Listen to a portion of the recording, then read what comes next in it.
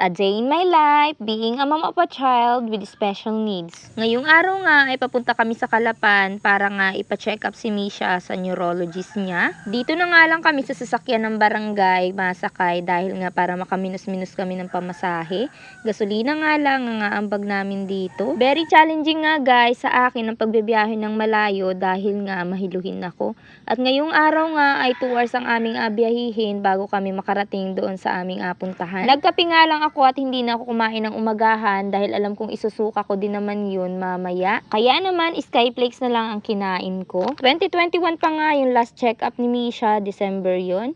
Hindi na nga ulit kami nakapagpa-check up dahil nga nagkaroon kami ng financial problem. Kaya naman medyo kabado yung dibdib ko dahil nga hindi ko alam kung anong magiging resulta ng check-up ni Misha.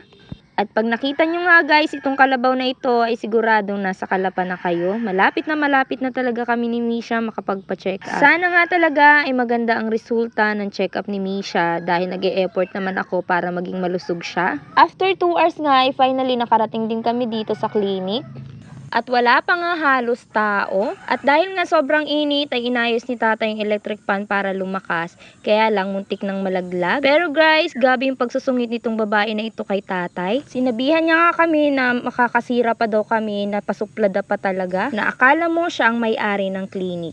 Hindi ko rin magets yung ibang tao dahil pwede naman silang magsalita in a nice way. Pwede mo naman sitahin ng isang tao sa maayos na paraan. Pero bakit kailangan mo talagang supladahan? At syempre, hindi naman ako magpapatalo dahil ang gusto lang naman ng tatay ko ay mahanginan si Misha. Kaya naman sinagot ko si ate na pasensya na, hindi naman sinasadya. At nung nalaman nga niya na nagbablog kami ni Misha ay kinakausap na niya ako. Kahit nga kinakausap niya ako ay hindi ko na siya pinapansin dahil nga naiinis ako. Kung gusto mo nga respetuhin ka ay dapat marunong ka din rumispeto sa ibang tao para yun din ang ibabalik nila sa'yo. Binigyan nga kami ng request galing sa neuro na ipalaboratory daw si Misha. Dahil nga titingnan daw yung kay Mishang liver at saka yung dugo. Kaya nga pumunta pa kami ng ibang ospital para ipalaboratory si Misha. Medyo kinabahan nga ako dahil bakit atingnan yung liver ni Misha. At naisip ko nga dahil nga si Misha ay naga-maintenance, marami siyang naiinom na gamot, baka naapektuhan na yung liver niya. Kaya naman sobra talaga yung kaba ng dibdib ko dahil nga natatakot ako sa result.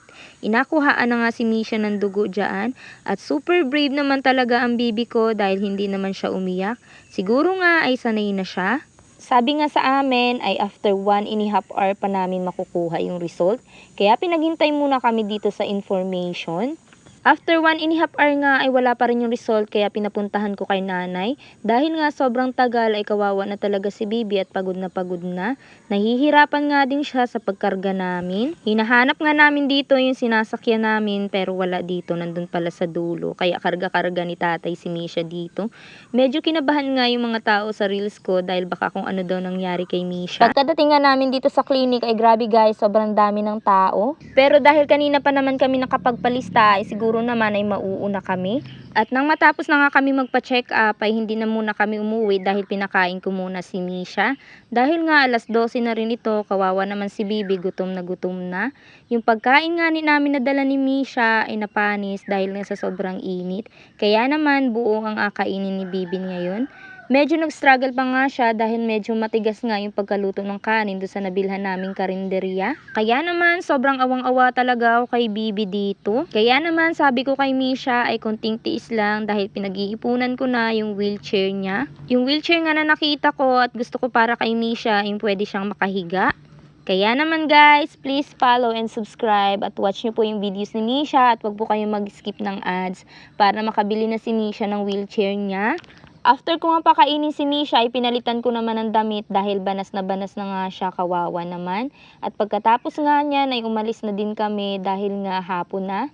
Bukod nga sa pagod na din kami ay sigurado akong pagod na din si Misha at sinamahan pa ng matinding init ng panahon kaya kawawa naman. At super happy naman ako sa result ng check-up ni Misha dahil sabi nga ni doktor ay wala daw naman masyadong problema kay Misha dahil wala daw seizure. Dahil nga clear ang liver ni Misha kaya naman napanatag ang kalooban ko. Medyo anemic pa nga si Misha pero madali na daw solusyonan yun. Sabi nga ni doc ay pakainin ko daw si Misha ng gabi. Nagulat pa nga ako at pinaulit-ulit ko pa kung yung gabi talaga na inagulay lamang dito. Yung dahon nga daw nun ang ipapakain ko kay Misha. Nagbiro pa nga si Doc na baka daw hindi ko lutuin yung dahon ay maging caterpillar si Misha, kaya dapat daw ay luto. At nang pauwi na nga kami, may nadaanan pa nga kami dito na nagbanggaan. Kaya naman takot na takot ako. Pinagdadasal ko nga lagi kapag nagbibiyahe kami, naingatan kami ni Misha dahil nga yung aming adaanan ay highway at marami na aksidente. Pag nga kami ay may lakad at nagbibiyahe, parang nagkaka-anxiety talaga ako. Pero kahit na ganon, ay super happy pa rin ang puso ko dahil nga maganda ang result ng check-up ni Misha. I-continue ko nga lang daw yung mga bagay na magagandang ginagawa ko kay Misha para maging healthy lalo. Binago nga lang yung dosage ng baclofen ni Misha dahil nga medyo maedad na rin si Misha, kaya ginawa na lang niyang kalahati. Dati kasi ay 1/4. Kaya naman, mas mabilis na maubos ang baclofen ni Misha, kaya for the kayod naman talaga ako at kailangan ko talaga magsipag mag-vlog. Ang next target ko nga ay maibalik si Misha sa therapist niya, pero ngayong June sisiguraduhin kung makakabalik talaga si Misha. Buti na nga lang din at naisipan kong mag-mini vlog kahit papaano ngayon ay napoprovide ko na yung kailangan ni Misha. At dahil din yun sa inyo guys, sa panunood at support nyo at pagmamahal nyo kay Misha. Kaya maraming salamat po. Sana hindi kayo mapagod sa panunood kay Misha. And that's all for today. Thank you for watching. This is Mariel and Misha. Be kind, be brave, be you. See you in our next vlog.